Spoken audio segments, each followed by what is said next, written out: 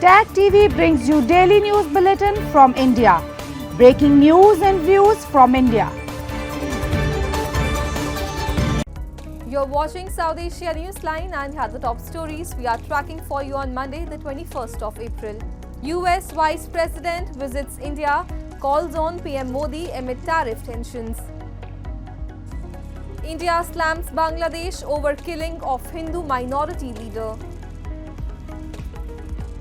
And Sri Lankan president calls Easter attacks greatest tragedy used to seize power.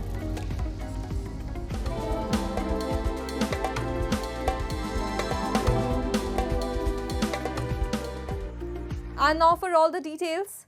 Amid ongoing trade war tensions, US Vice President J.D. Vance, accompanied by Second Lady Usha Vance and their children, arrived in India on Monday. Their first stop was the iconic Akshardham temple, where the family admired the temple's intricate carvings. Later in the day, he held a meeting with PM Modi to discuss key issues including trade relations and defense cooperation between the two countries. A report.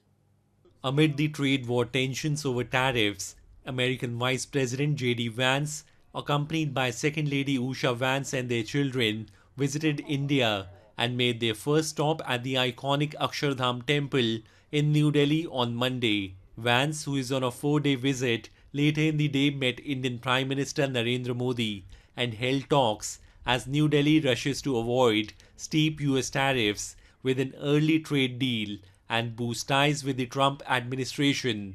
Modi and Vance reviewed progress made on the bilateral agenda outlined in February when the Indian leader met President Donald Trump in Washington. It included fairness in their two-way trade and growing their defense partnership. The Indian Prime Minister was one of the first world leaders to meet Trump after he took office. Their discussions covered the first day of Vance's largely personal visit to India with his family, which includes visiting the Taj Mahal. Vance's wife, Usha, is the daughter of Indian immigrants. And amid strained ties with Dhaka, New Delhi this past weekend launched a scathing attack on interim government after a minority leader was killed in the country. The second such statement within 24 hours, India accused Dhaka of systematic persecution of minority Hindus in the country. A report.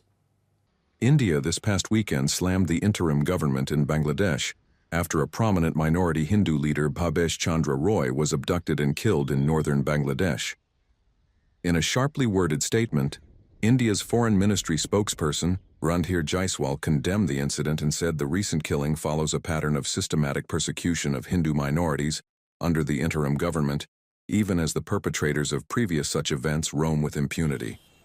He said New Delhi wants to remind the interim government to live up to its responsibility of protecting all minorities, including Hindus, without inventing excuses or making distinctions. The statement on Saturday was the second such remark by New Delhi, targeted at the UNIS government in a span of 24 hours. Earlier on Friday, India had hit out at Bangladeshi officials after they made references to developments in West Bengal, and had said the remarks were barely disguised and disingenuous attempt to draw a parallel with India's concerns over the ongoing persecution of minorities in Bangladesh, where the criminal perpetrators of such acts continue to roam free. Instead of making unwarranted comments and indulging in virtue signaling, Bangladesh would do better to focus on protecting the rights of its own minorities. The statement by Foreign Ministry said. तो ये जो leadership जो है, Hindu leadership है या जो minorities का जो लोगों को नेतृत्व दे रहे हैं, उनके जब लीडर को ही इस तरह से किसी को कैद में रख दिया जा रहा है, किसी की हत्या कर दी जा रही है, ये जानबूझ के कर रहे हैं उनको टारगेट की वो जो बाकी माइनॉरिटीज हैं वो एकदम डर जाएं और वो जो भी चाहते हैं उसके सामने वो लोग अपने आप को सबमिट कर दें. India had to respond publicly. Because what is happening in Bangladesh is that, and let me make it very clear, I do not believe that the Bangladesh government or any government anywhere can control the action of all individuals. But when such despicable actions take place, it is for the government to take prompt action. Now in this case, as far as I have been able to learn from the news channels, Bangladesh government has failed to take prompt action. Bangladesh has, however, dismissed the allegation as baseless. Close aide of Muhammad Yunus and his press secretary Shafiqul Alam said the interim government doesn't practice government-sponsored discrimination and protects the rights of its citizen, regardless of their religion. Relations between New Delhi and Dhaka has been largely lukewarm for over last few months after Sheikh Hasina, a close ally, fled to India, with Muhammad Yunus taking the reins of power. Following her ouster, the country has seen attack on minorities, especially Hindus who are considered close to Hasina's Awami League. India, which has the largest Hindu population, has repeatedly raised concern over the attacks, with Indian Prime Minister Narendra Modi also raising it during his maiden meeting with Yunus on the sidelines of BIMSTEC summit earlier this month. Meanwhile, Bangladesh National Central Bureau has submitted a request to the Interpol seeking a red corner notice against Sheikh Hasina and 11 other individuals. The Daily Star, a Bengali daily, has reported. Quoting a police official, the media report suggested the request was made to Interpol based on appeals received from courts, public prosecutors, or investigating agencies. Notably, in November last year, the Chief Prosecutor's Office at the International Crime Tribunal has asked the police headquarters to request Interpol assistance in arresting Sheikh Hasina and other fugitives. Hasina, who ousted after a mass uprising against her, has been residing in India since August 2024. Bangladesh earlier in 2024 had requested the extradition of the deposed Prime Minister from New Delhi. However, India is yet to take any action on the request.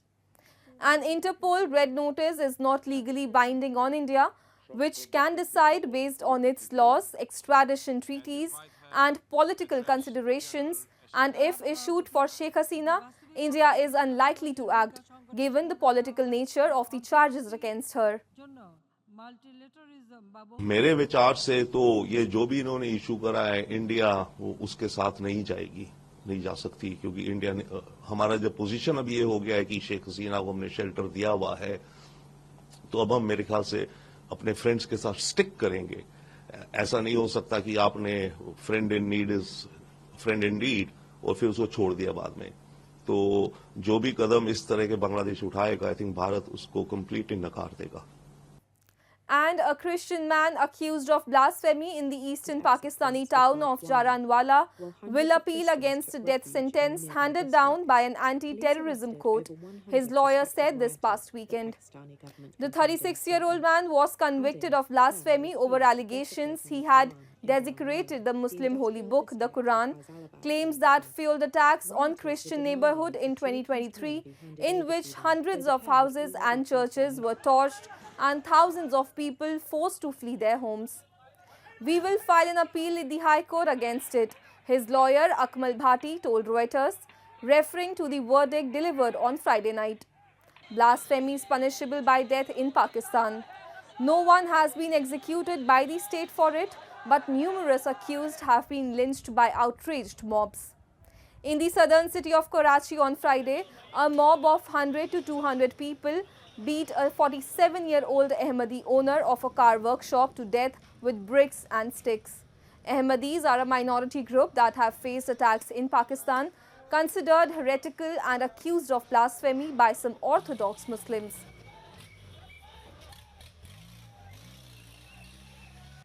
Moving on, the Taliban's acting foreign minister Amir Khan Muttaqi expressed concern and sadness during a rare meeting with his Pakistani counterpart Ishaq Dar over the deportation of thousands of Afghan refugees.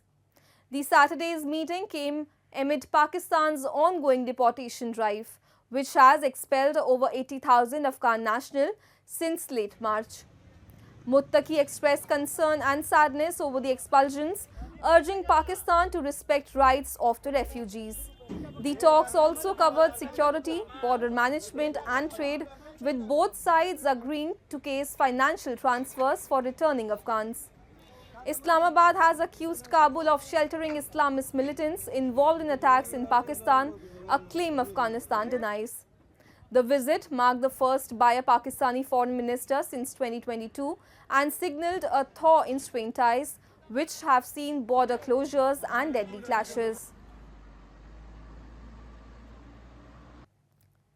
And Sri Lanka's President Anurakumara Dissanayake described the 2019 Easter Sunday attacks as the greatest tragedy ever carried out to seize political power, as he addressed a rally on Sunday, pointing to a politically motivated cover-up that followed the deadly bombings.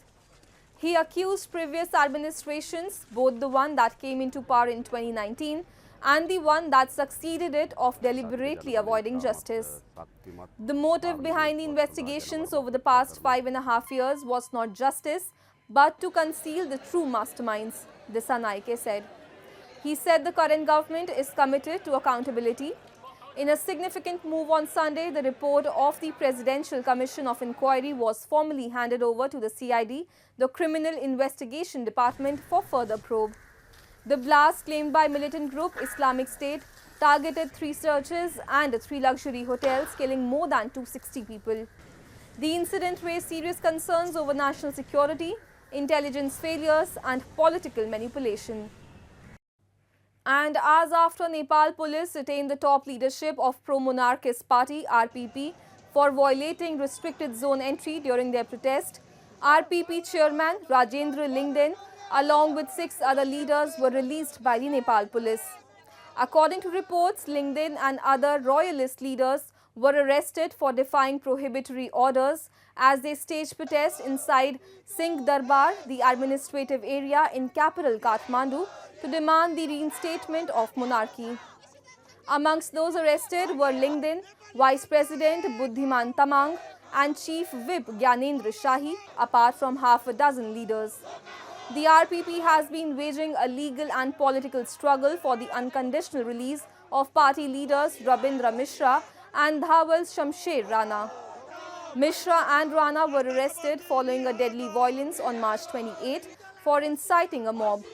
The violence had claimed lives of 2 people, injuring over 100 as the capital witnessed arson and vandalization.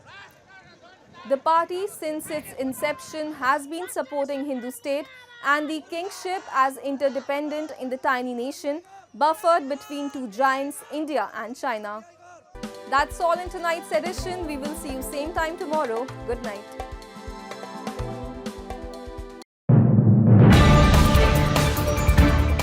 Tag TV brings you daily news bulletin from India.